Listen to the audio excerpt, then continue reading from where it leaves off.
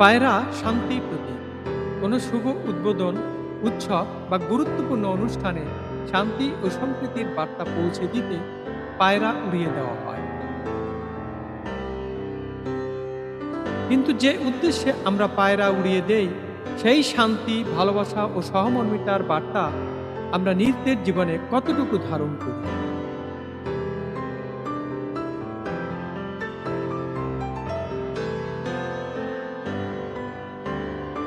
অথচ যে পাখিটিকে আমরা শান্তির প্রতীক হিসাবে আকাশে উড়িয়ে দেই, সে তার জীবনে সেই গুণগুলোর বাহক প্রমাণ রেখে যায়। পায়রা নিজের খাবার মুখ থেকে বের করে তার সঙ্গীকে খাওয়ায়। তারা একে অপরের কাছে আসে, একে অপরের পালক ও মাথা আলতো করে পরিচর্যা করে। তাদের আচরণে ফুটে ওঠে বিশ্বাস, স্নেহ ও প্রকৃত ভালোবাসার এক অপূর্ব নিদর্শন। মানুষের ভালোবাসা প্রকাশ করতে প্রায় ফুল, উপহার কিংবা নানা আয়োজনের প্রয়োজন হয়,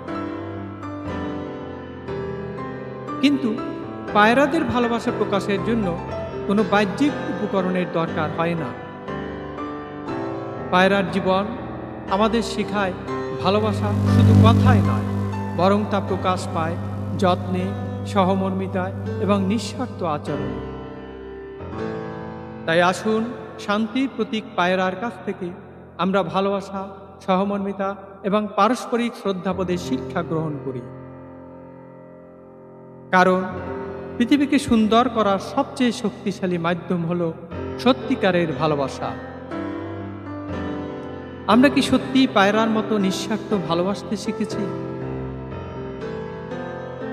আপনার মতামত কমেন্টে জানান।